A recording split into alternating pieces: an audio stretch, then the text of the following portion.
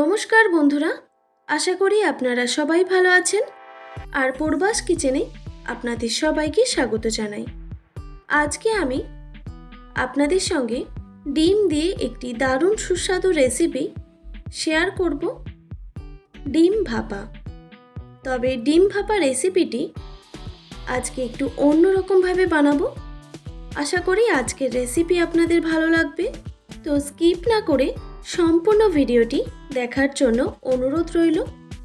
চলুন বন্ধুরা, এবার রেসিপিটি শুরু করা যাক। প্রথমে ডিমগুলো সেদ্ধ করে নিতে হবে। আমি 3 পিস ডিম নিয়েছি। আপনারা চাইলে কিন্তু ডিমের পরিমাণটা কমিয়ে বা বাড়িয়ে দিতে পারেন। ডিমগুলো আমি সেদ্ধ করতে বসিয়ে দিয়েছি। এবার দিয়ে দিলাম হাফ টেবিল চামচ নুন।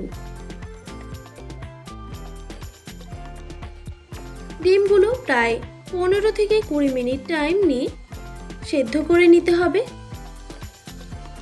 ততক্ষণে আমি একটা মশলা রেডি করে নেব। একটা মিক্সিং জারে দিয়ে দিলাম 2 টেবিল চামচ হলুদ সর্ষে আর 1 টেবিল চামচ দিয়ে দিলাম কালো সর্ষে, আর দিয়ে দিলাম 2 টেবিল চামচ পোস্ত।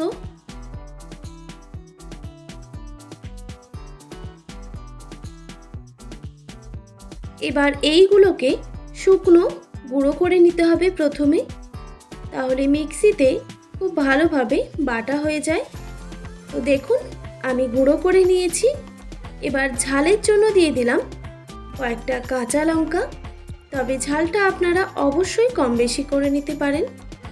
আর দিয়ে দিলাম সামান্য পরিমাণে নুন। এবার বেশ কিছুটা পরিমাণ জল দিয়ে একটা মিহি পেস্ট বানিয়ে নিতে হবে। দেখুন বন্ধুরা, একটা মিহি পেস্ট বানিয়ে নিয়েছি। আর এই দিকে ডিমগুলো সেদ্ধ হয়ে এসেছে। এবার গ্যাসের ফ্লেমটা আমি অফ করে দিলাম। তারপর একটা ফ্রাইং প্যানে দিয়ে দিলাম সামান্য পরিমাণে সরষের তেল।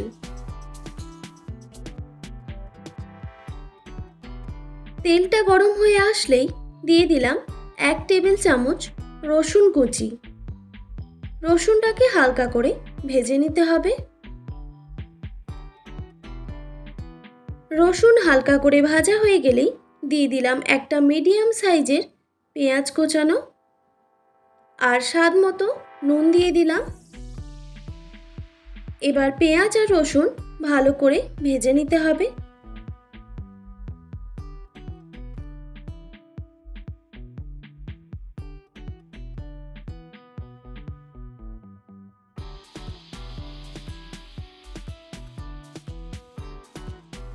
পেঁয়াজ রসুন ভাজা হয়ে গেছে।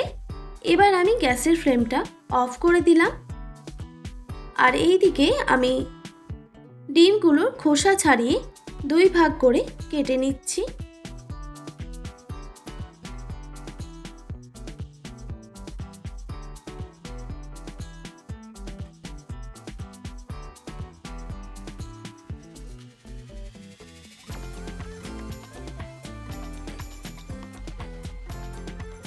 ডিম ভাপা আমি একটা টিফিন বক্সে বানাবো, সেই জন্য আমি এরকম একটা স্টিলের টিফিন বক্স নিয়েছি।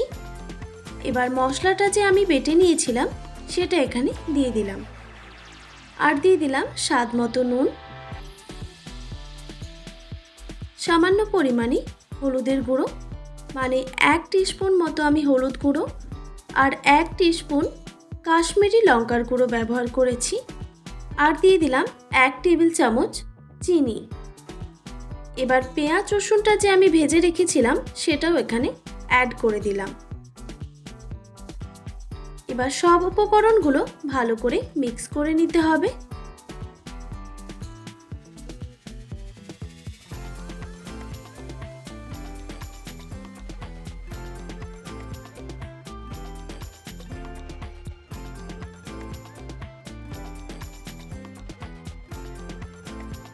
মিক্স করা হয়ে গেলেই কেটে রাখা ডিমগুলো আমি এখানে দিয়ে দিচ্ছি।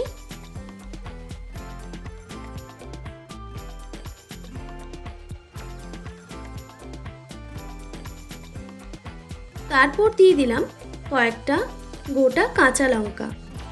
আমি লঙ্কাগুলো গোটাই রেখেছি, আপনারা চাইলে চিড়েও দিতে পারেন। আর দিয়ে দিলাম সামান্য পরিমাণে সর্ষের তেল আর 2 টেবিল চামচ টক দই আমি ভালো করে ফেটিয়ে নিয়েছি, এটাও এখানে অ্যাড করে দিলাম। তারপর ভালো করে একটু মিক্স করে নিতে হবে। এরপর ডিমের ওপর থেকেও আমি মশলাটা এভাবে দিয়ে দিচ্ছি।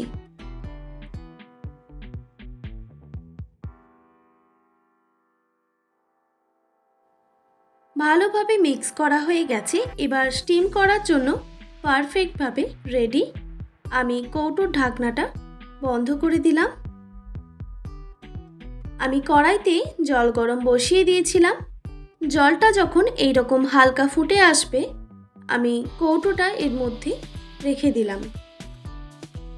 এবার একটা ঢাকনা দিয়ে ঢেকে আমি স্টিম করে নেব প্রায় 20 থেকে 25 মিনিটের জন্য। গ্যাসের ফ্লেমটা অবশ্যই মিডিয়ামে রেখে। 25 মিনিট পর আমি কড়াই থেকে নামিয়ে ঠান্ডা করে নিয়েছি, মানে হাত দিয়ে ধরা যায় সেই রকম ঠান্ডা করে নিলেই হবে। কৌটোর ঢাকনাটা খুলে আপনাদের দেখাই। দেখুন দেখতে কতটা সুন্দর আর লোভনীয় হয়েছে। এবার এটা গরম গরম ভাতের সঙ্গে পরিবেশন করুন। আমার আজকের রেসিপি আপনাদের কেমন লাগলো অবশ্যই কমেন্ট করে জানাবেন। আর রেসিপিগুলি ভালো লেগে থাকলে বন্ধুদের সঙ্গে শেয়ারও করে দেবেন। আর সাবস্ক্রাইব করে পাশে থাকা বেল আইকনটিও প্রেস করে দেবেন, তাহলে নিত্য নতুন রান্নার ভিডিওগুলি আপনাদের কাছে পৌঁছবে। ভালো থাকবেন, সুস্থ থাকবেন। দেখা হচ্ছে নতুন কোনো রেসিপি নিয়ে। আর এতক্ষণ আমার সঙ্গে থাকার জন্য আপনাদের সবাইকে অনেক ধন্যবাদ।